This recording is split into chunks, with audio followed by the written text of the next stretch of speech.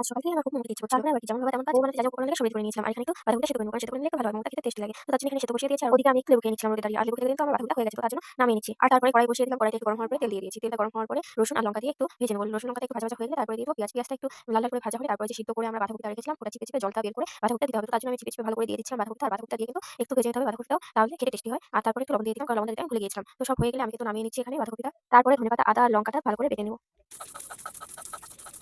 আর এদিকে মোমো বানাতে এসে আই কান্ড হয়ে গেছে। আমি বেলনি খুঁজে পাচ্ছিলাম না। বেলনি খুঁজে পাচ্ছিলাম না তো কি হয়েছে? আমার বুদ্ধি কম আছে নাকি? তার জন্য ১ম এ গ্লাস দিয়ে করছিলাম। গ্লাস দিয়ে যখন হচ্ছিল না তখন হাত দিয়ে করে নিয়েছি গোলটা। তারপরে ভেতরে যে বাঁধাকপির পুরটা করেছিলাম ওটা দিয়ে মোমোর শেপটা দেওয়ার চেষ্টা করছিলাম, কিন্তু হচ্ছিল না। সেটা আলাদা ব্যাপার। আরে আমরাই তো খাবো। হলেও খাবো না হলেও খাবো। মানে মোমো খেতে ইচ্ছে করেছে, যেরকম হবে সেরকম খাবো। তারপরে এক এক করে সব মোমোগুলো বানিয়ে নিলাম। আর এখানে একটা হাঁড়ি বসিয়ে দিয়েছি। তারপরে এই ফোটা ফোটা গামলা তার মধ্যে এক এক করে সব মোমোগুলো দিয়ে দিলাম। আর আমাদের কিন্তু মোমো রেডি। কিন্তু আমার দিদি এসেছিল তো ও বলছিল, "চ এরকম করে তো খাই। তো আজকে একটু অন্যরকম করে বানাই।" তো আমি বললাম, "ঠিক আছে তাহলে তুই বানা।" এখানেও মোমোগুলো ফ্রাই করে নিচ্ছে। ভালো করে উল্টে পাল্টে একদম ফ্রাই করে নিচ্ছে।